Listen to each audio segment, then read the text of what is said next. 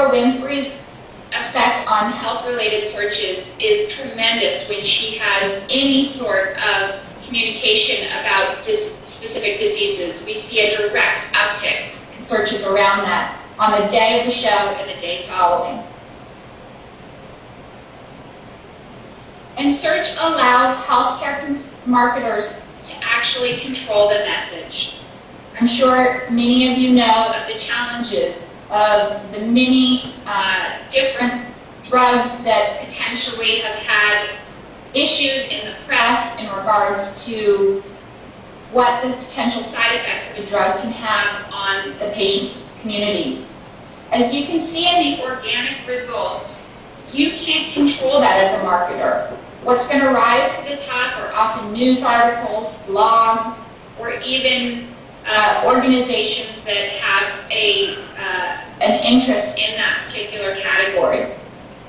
What the sponsored links allows marketers to do is to communicate directly with patients and physicians about what they know to be true in regards to the press. And so while this is obviously a more consumer example, the same would be true for communicating to physicians when news launches about recent studies for clinical trials that potentially don't support what your story is. So it's important to be the one to say, we're the official site, and we're going to tell you what the information is. The third big trend to think about is blogs and social networks. Again, healthcare marketers really have a hard time thinking about how can we really get in this game because it's there's so much information out there. There potentially are consumers talking about the negative effects of their drugs. There are potentially physicians that are trying to understand things better. So I want to frame what the market looks like and then how some health marketers are starting to engage in this. In 1998, Google indexed 26 million URLs. By 2000, there were over 1 billion URLs. And 8 years later, when our engineers looked at how many unique URLs we were indexing, we reached the 1 trillion mark. So if you think about the explosion of online content that has happened out there, there's tons of information that we are trying to help organize and the consumers are trying to figure how to interact with. Most of the explosion on the long tail of this is due to videos, blogs, and social networks. And when global marketers are trying to understand what is happening in terms of how patients are interacting with these types of networks, you can see that the most of users are actually watching video clips online, almost 400 million. When we look at the next most common activity, it would be reading weblogs, sharing photos, and then interacting with other patients within social networks. And understanding social networks from a global basis, the rise of social networks is most dramatic right now in the Asia Pacific and Europe markets, with 29% year-over-year growth from 2006 and 19% year-over-year growth for the European market as well. But social networks are growing at such a fast clip across the globe that it's important to think about how to communicate with this large audience. If we look at the United States market, 58 of the Fortune 500 companies have blogs. This is one example, and many people ask us, who's leading the way in terms of really adopting the new mediums? If you're looking at the companies, especially from a global basis, Johnson & Johnson is really taking an active role in trying to communicate with consumers in the most relevant way. This example here is Johnson & Johnson has created their own blog, but they've also created an ADHD group on Facebook. They have, in addition to that, communicated with key opinion leaders that have blogs and tried to make sure that their information is correct and that they're giving them the right healthcare information so that as those key opinion leaders within the disease state are communicating with patients, that they actually are able to influence the dialogue. And social networks exist everywhere. YouTube, many people think of as a solution just from an online video perspective. But YouTube has an actively engaged audience. And this is an example where Novartis had a FluFlix video contest and had people in 2007 upload videos about how they were dealing with the flu. This is an internal case study that Novartis has actually taken and shown as one effective medium to be communicating with consumers in a more progressive way. And because of that, Novartis then just recently launched another YouTube brand channel that was around their launch of Excedrin. In addition, Johnson & Johnson, as I said, has created other channels to be able to communicate with consumers, and recently have launched 2 different types of ways to communicate with this audience on YouTube. First was a contest around submitting videos on pregnancy tips, and most recently they launched a contest about in regards to consumer health and using Johnson & Johnson's new Bubble and Bath product and having consumers upload videos about giving their children baths and the positive experiences they have there. The fourth really big digital trend to take away from today is that video is global, and everyone is trying to understand what is the right message and medium to be using with video. Healthcare marketers are struggling between, short clips in terms of, trying to really kind of tease an audience and get them to be engaged, which in the United States market might be using, their existing television commercials to really long-form health infomercials that really educate people on what the disease is, what the treatment options are, as well as trying to use the video as a channel to be able to communicate with physicians when physicians don't have time to see a sales rep in their office. When we look at global internet users, they are everywhere and they are consuming video clips. 82% of global internet users have watched a video. And I'm sure that if I were to ask those of you, how recent you've watched a video online, most people have watched a video within the last 30 days. YouTube has become the #3 largest community in the world for viewing video. And that's because people are trying to find video content and looking to it to solve that. So I wanted to take a step back to ask you, what do President Obama, the Queen of England, and the Pope have in common? Anyone? They have a site on YouTube. They have a site on YouTube. Someone said they have a site on YouTube. All right, yay! And that's right. They all have created user channels on YouTube, which is really phenomenal if you think about that.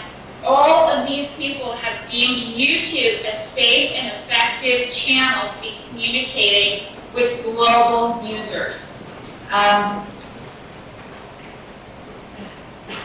And not only have the key figureheads of the world embraced YouTube, but so has the global healthcare community.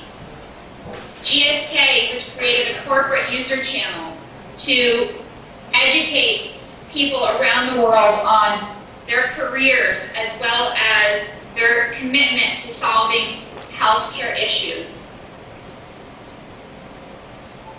Johnson & Johnson has created a health channel to, again, they're uploading different videos on a consistent basis to help educate people that are interested in the health conditions they treat on a global basis. And AstraZeneca recently launched My Asthma Story, which is a more brand-focused consumer effort to get consumers to understand how Symbicort can help them with their asthma, as well as have patient testimonials about how Symbicort has helped with people's asthma effects, and asking patients around the world to submit their story.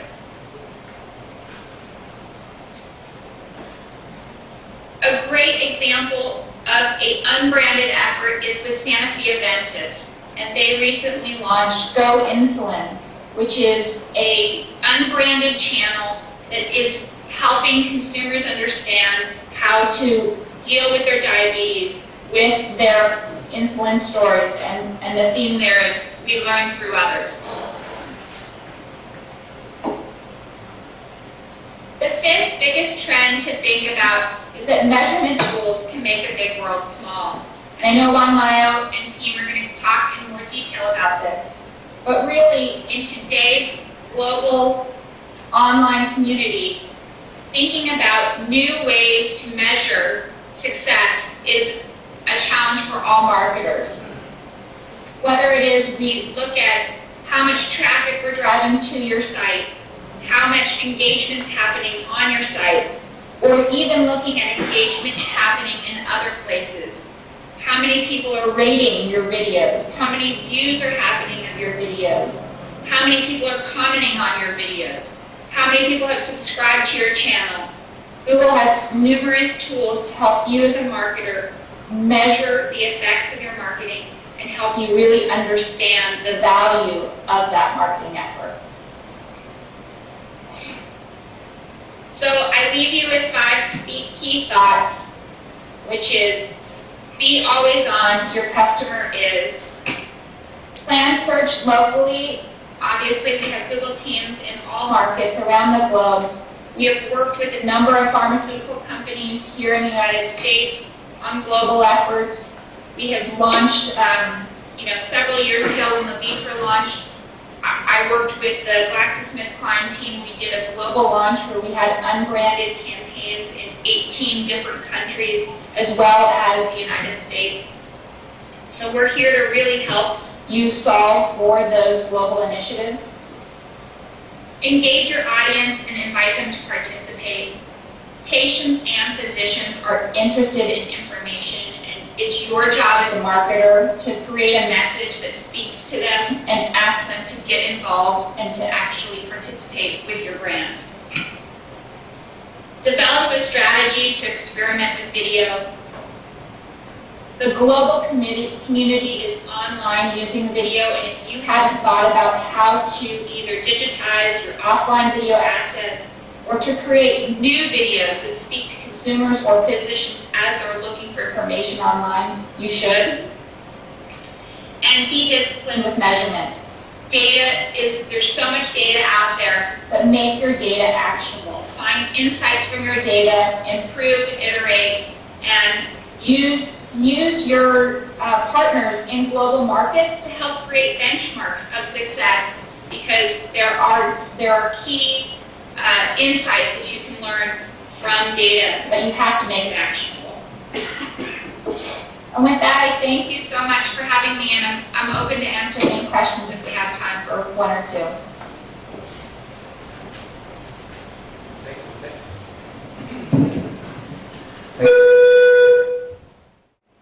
Thank you very much. Hay algunas preguntas que le quieren hacer ahí antes de que ¿verdad? Acompañamos el día de hoy. Sí, la pueden hacer en español y la traduzco o lo pueden hacer en inglés también si se quiere.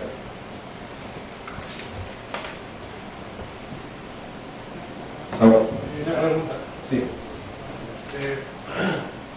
Hay gran cantidad de ejemplos americanos. Hay gran cantidad de ejemplos americanos, pero hay muy pocos mexicanos. ¿Cuáles serían o cuáles deberían ser las principales barreras para poner un sitio de esos en México? Además de la legislación de la Secretaría de Salud, ¿no? Sí, I can make it in English. Okay. We have seen a lot of number of U.S. examples with branded sites. However, there is an existing Mexican and Latin American examples, such as in Mexico. So, what will be the main barriers to face these areas?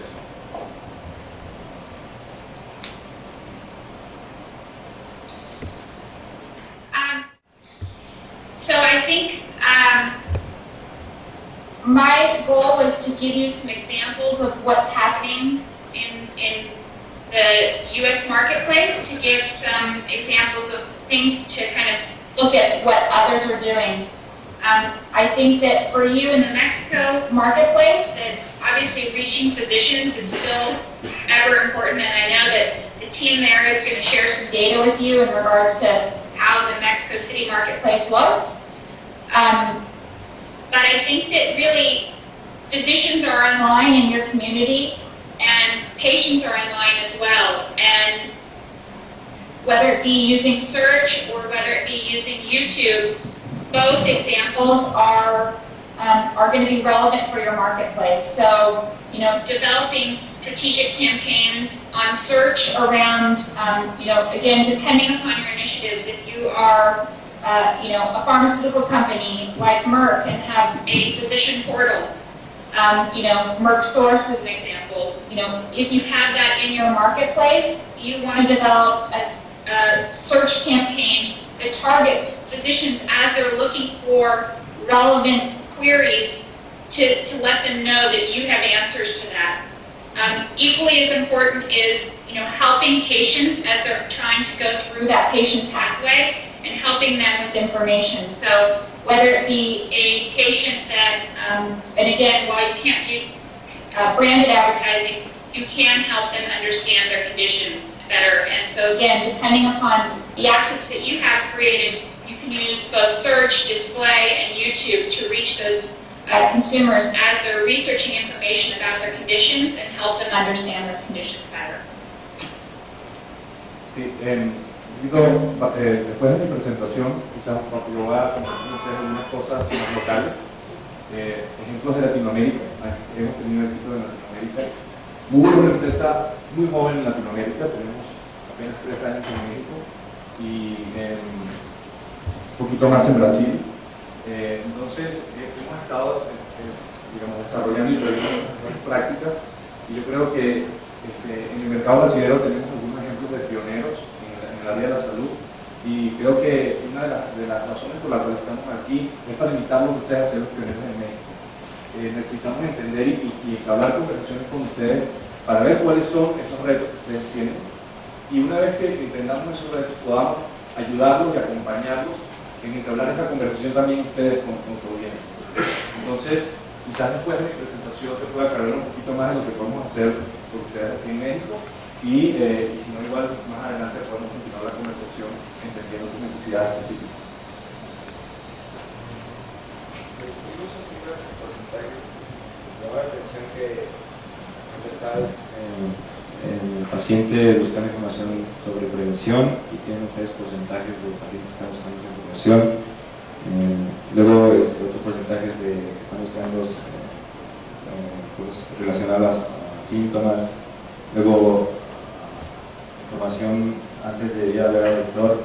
¿Cómo saben ustedes en qué fase está el paciente? ¿Es a través de los términos que busca o cómo? Sí, I'm going to let Amy answer. some of the figures that you shared with our audience here show that there are different terms related to different stages of the patient cycle. The specific question is, how do we know in Google to which cycle all these terms are related?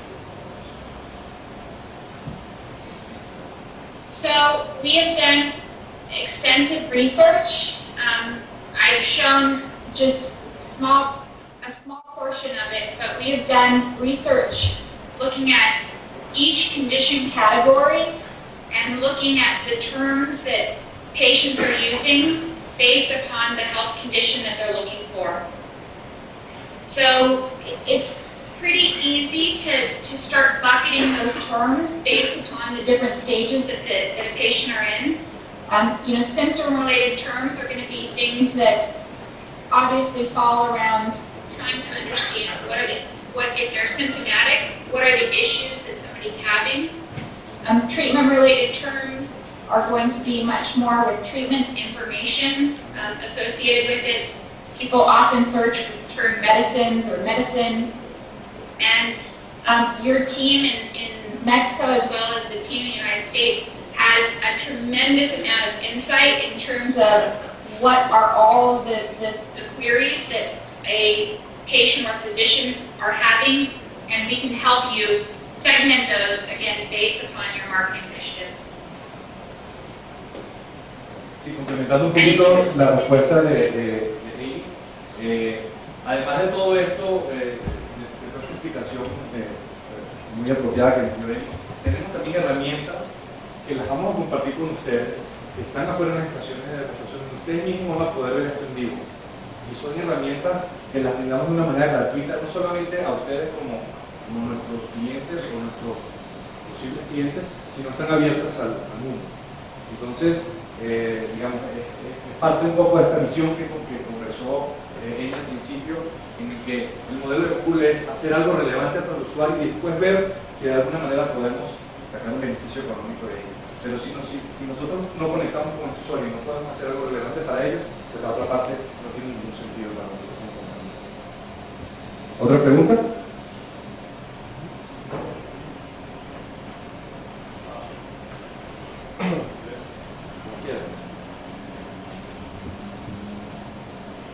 I have a question.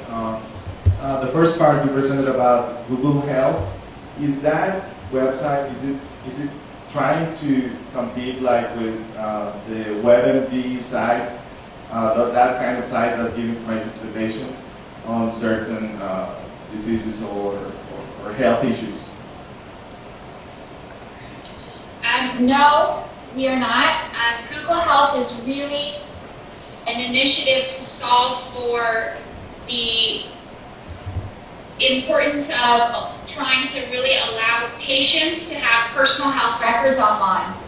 So what it does compete with is Microsoft's Health Vault, but WebMD is really not they're not really actively, they're more helping consumers understand their conditions. They're not really doing anything in the personal health record space yet. Both Google and Microsoft realize that electronic medical records, personal health records, it's a huge initiative. President Obama has basically made it an initiative to say that, by 2020, that there's, a goal for all things to be electronic, but, the challenge is that really there's no uniform system in place, and so this is kind of one step to help consumers start that process. Thank you very much. ¿Alguna otra pregunta? So, Amy, I guess that's it. Thank you very much. You were very helpful. Hopefully next time you can join us here in Mexico City. You can enjoy our audience and our beautiful city as well. I look forward to it. Gracias and adios.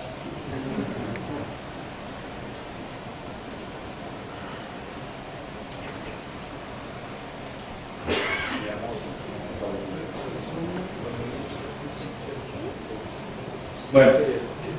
La verdad que estuvo bastante...